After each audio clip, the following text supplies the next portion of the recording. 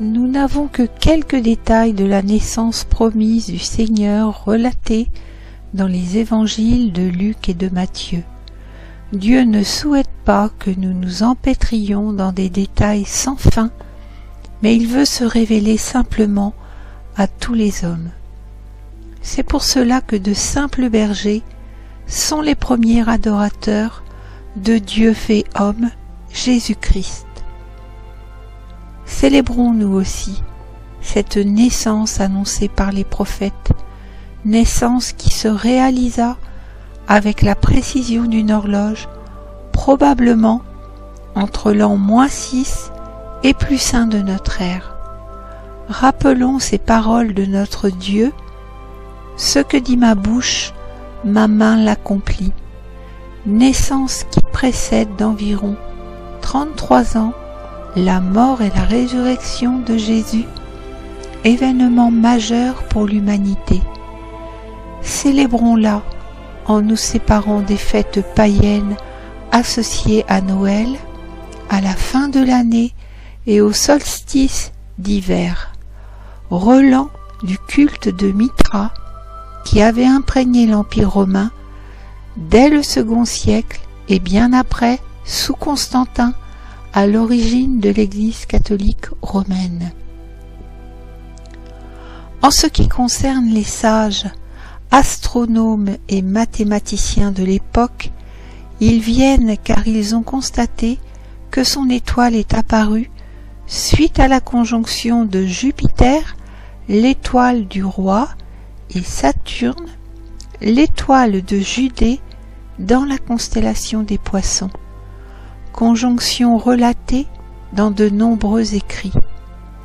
Les mages ou sages viennent probablement de Perse et ont observé ce signe du ciel qu'ils attendent probablement à cause du culte de Mithra pratiqué depuis 2 siècles environ.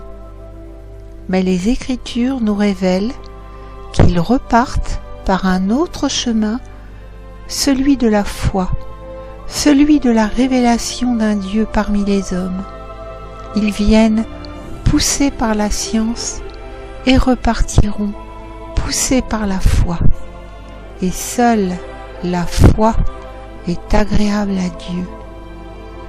Ils offrent à ce petit enfant qui devait avoir entre 1 et 2 ans des présents au nombre de 3, ce qui est à l'origine des 3 rois de races différentes, connus de tous, mais qui n'est pas scripturaire.